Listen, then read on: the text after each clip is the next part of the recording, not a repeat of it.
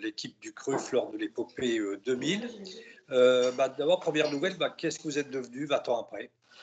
Alors aujourd'hui, je travaille à la Fédération française de football, à la Ligue du football amateur, au service événementiel, où je suis en charge de la promotion et de la communication de tous les événements de la Ligue du football amateur. Donc ça peut être la rentrée du foot, la journée des bénévoles, la journée des débutants. Donc voilà, entre autres. Et puis le suivi des partenariats, notamment le partenariat Nike, puisque la fédération a prolongé avec Nike pour 8 saisons.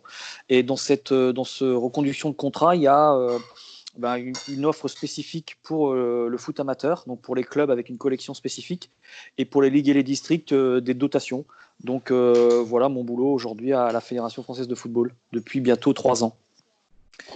Donc vous êtes resté toujours dans le milieu, on peut le dire. Depuis que vous avez arrêté de jouer, c'était en 2005, je crois. Oui, quand je jouais, j'avais passé mes diplômes d'entraîneur, donc j'ai enchaîné après avoir joué. Donc en 2005, j'ai entraîné l'équipe réserve de Calais, j'ai entraîné Audric, les jeunes à Gravelines, les jeunes à Marc en Calaisie et l'équipe réserve. Et là, aujourd'hui, avec mon nouveau travail, je ne peux plus entraîner, mais c'est vrai que, comme vous dites, je suis resté dans le milieu du foot et ça me plaît bien. Est-ce que vous êtes resté en contact avec vos équipiers de l'épopée?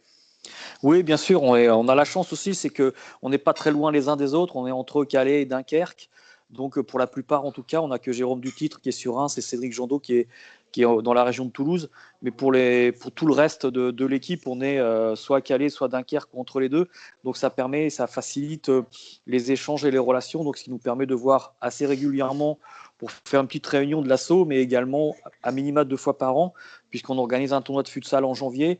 Et au mois de juin, on participe au challenge Claude Thiriot, qui est organisé depuis maintenant plus de 40 ans. On sait que vous deviez organiser le match célébrant l'exploit 20 ans après. Pour les raisons qu'on connaît, c'est bien sûr annulé, mais on va dire pas annulé, c'est reporté à l'année prochaine. Ouais, c'est ça, c'est très important, c'est pas annulé parce qu'on avait peur aussi de cette crainte qu'on ne puisse pas l'organiser. Mais c'est vrai qu'il est reporté à l'année prochaine. Alors forcément, on n'y est pour pas grand-chose, hein. C'est la situation qui nous oblige à prendre cette décision et on l'a prise, il n'y a aucun problème. Mais voilà, donc on aura la chance quand même de pouvoir revivre cette finale 21 ans après et non pas 20 ans.